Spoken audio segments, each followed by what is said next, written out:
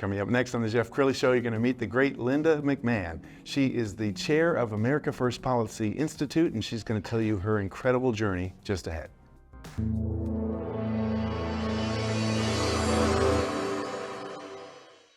Many are predicting that the worst is yet to come, which is unfortunate, said one person here.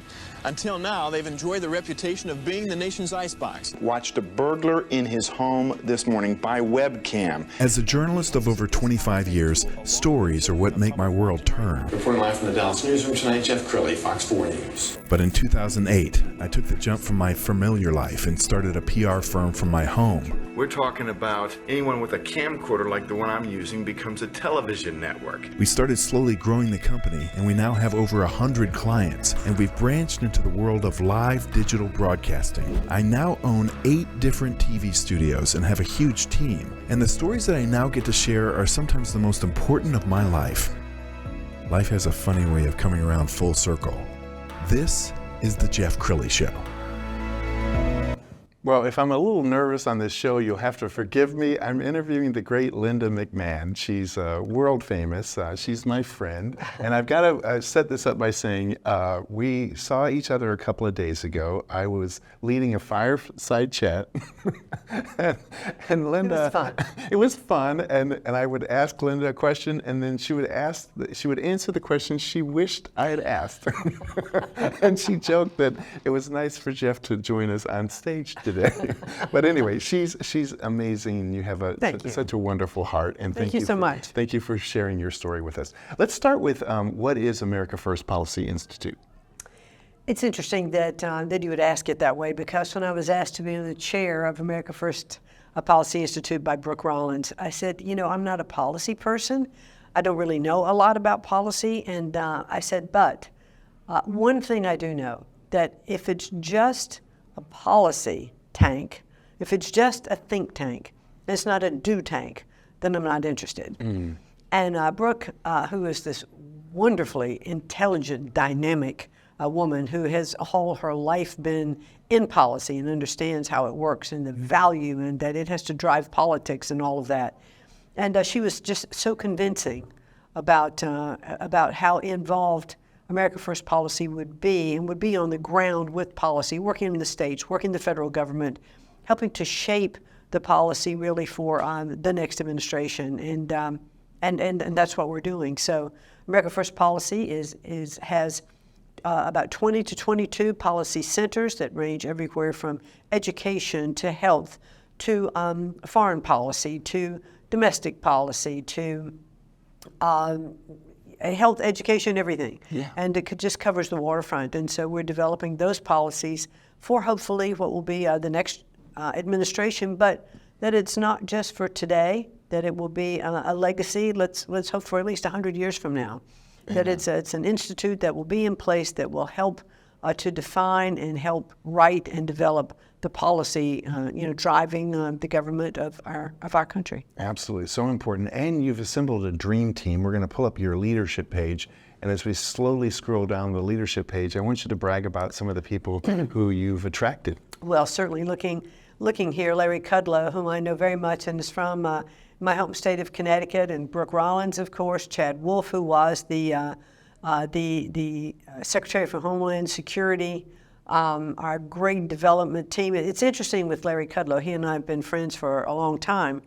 And when I ran for the U.S. Senate in Connecticut in 2009, 10, then again 11, 12, he wrote my economic policy for me. Wow. And ironically enough, it is that very policy that was implemented in the Trump administration. It was reduced taxes, it was reduction in regulation, it was all of those things that proved, to be the right policy for our country. And you did a great job kind of helping to set this next clip up, because when you announced the Policy Institute, you were featured with Larry, and we found this clip. Let's go ahead and roll that. Our next guests are going to officially announce the formation of the America First Policy Institute. It's a nonprofit, non-political think tank, very important, and it will focus on America First policy achievements and principles that were implemented successfully during the past 4 years. The think tank will also push back where these policy principles go off course. Joining us now are two of the key members of the newly formed America First Policy Institute. Brooke Rollins is the president and CEO of AFPI, and Linda McMahon will be the chairman of the board. Linda was a small business administration leader, a cabinet job under Trump, and the WWE CEO. I myself, full disclosure, will be the vice chairman of the board and head of economics. This is the first official announcement right here on Kudlow. And ladies, I thank you very much. Brookie, let me begin with you. We've been hatching this since January, actually since December, and today's the formal opening. What more can you tell us? Well, thank you, Larry. You know, I love to call you Super Larry. What an honor and what a gift to be able to announce this first on your show with my great friend Linda McMahon. You know, we know that the strength of the nation rests in the heart of her people. We know that the last 4 years of unprecedented prosperity that served all Americans, but especially those who needed it the most. We know what it takes. You were the doer. I was part of the administration. Linda, the doer-in-chief down in Florida. We know what this looks like, and now we continue the work, we continue the fight for this country, the defender of the American dream and the defender of the American people. The America First Policy Institute will constitute 20 public policy centers, everything that was important in the last administration, economics, energy, school choice, Middle East peace, national security, defense, etc., staffed by the best and the brightest from this last administration and other friends across the country, conservative luminaries. So we are so excited, and Larry, for you to be the vice chair, for you to have been alongside me and me alongside you these last number of years in the White House. Really, the best is truly yet to come. So here we go. I love that. And of course, Linda and I go way back too. Linda McMahon, first of all, it's important that you be the chairman of the board because this is going to be a big operation and the money is already flowing in. So you have to keep an eye on the cash pot. You know, we love Brooke, but somebody's got to keep a sharp eye on her.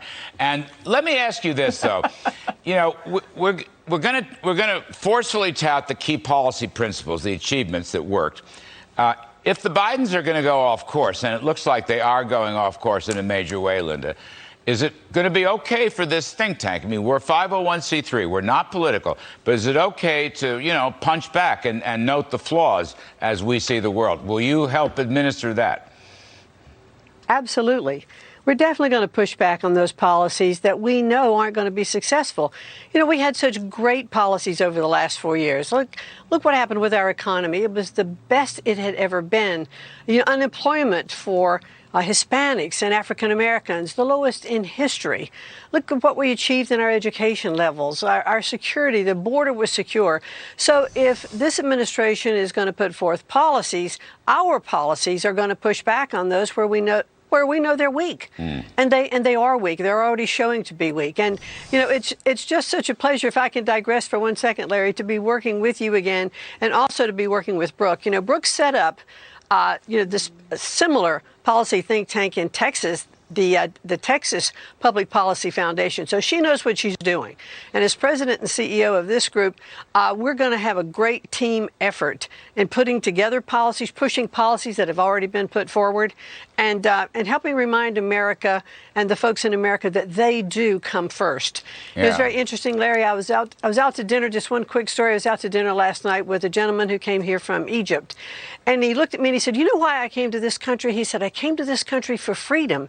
He said, "I came here with $750 in my pocket, and I've been very successful now, but I came for freedom, freedom of speech, freedom to do what I wanted to do." And he said, "What's sad to me, now that I've been in America for so many years and I'm a citizen now, what's sad to me is I'm seeing this country slip away in ways that I never imagined it would." So part of our job at America First Policy Institute is to make sure that we don't have any slippage and that we continue to push our country forward. Thank you, Linda. Well said. Brookie Rollins, last word, couple seconds. The group is policy principles. It's not politics. It's policy principles. I mean, if Democrats want to adopt it, right, as I understand it, we'd be more than happy to reach out. That's right. That's exactly right. And very quickly, it is bipartisan, which means that we will put forward every policy we know puts America first and Americans first. And we know that works. And whoever wants to come alongside us, left or right, blue or purple, black or brown, we are all in. But we will never stop fighting for the greatest country in the history of the world. Well said. Great stuff. Ladies, thank you. Brooke Rollins, Linda McMahon, America First Policy Institute. Wow. So, well, first of all, you're on TV all the time. I mean, when I was preparing for the show, I just put your name into YouTube, and there's just a sea of information on you. But the media is still important to get a message out, isn't Certainly. it? Yeah. Certainly. And I think social media, as well as wonderful podcasts like this that we're doing today, any way that you can touch, the consumers of information, or those who ought to be consumers of information in our country, we need to use all of those outlets to do it. Absolutely. And so it's fun. And being on the show with Larry was great fun because he's so relaxed and laid back. And he's just funny. He's got a great personality, but he gets all his points in. Absolutely. And you're really very attentive, to him when you're on the show. Okay, we talked about this the other day when we were together. The next generation. When I hijacked your interview. Yes, exactly. And you were such a good sport. No, and you were such a good sport. Thank you so much. Well, it was the highlight. Everybody was laughing, and you're just a sweetheart. So let's talk about the young generation, because I'm worried that they've become disenfranchised, that they just don't see hope, and they're going to stay away from voting altogether. Let's talk about why it's important to at least communicate with the young generation so they know why their vote is so important. Well, I think, always being from a company that always focused on marketing, and of course the first law of marketing and communication is to know your audience. Mm-hmm. So how are you going to talk to the young people? How are you going to talk to the issues that matter to them? And how are you going to present it in a way that is interesting to them and lets them buy into what it is that you want to talk to them about? I mean, when you just throw generalities out there about socialism versus capitalism, and they're going, well, so, socialism doesn't seem like such a bad deal. I mean, more people get to participate. And I said, okay. I said, so you've started your business. And you're doing really well, but you've really worked hard. You've risked your own capital, and now you're finally breaking even. But the government comes in and says, well, the guy down the street, he's just starting, and you've done well, so you should give him at least half of your profits to get him launched, because he doesn't have the opportunities right now that you do. Would you think that's fair? Wow.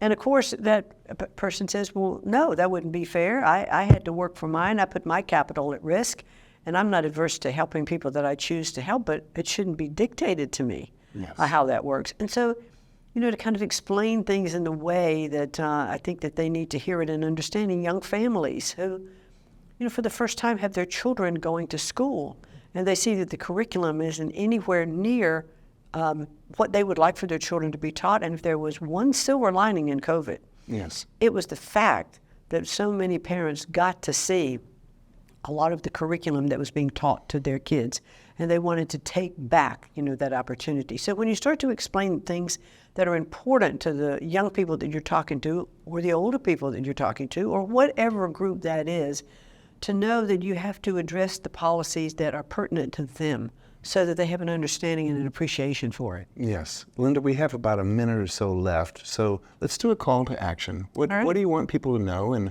how do they get involved?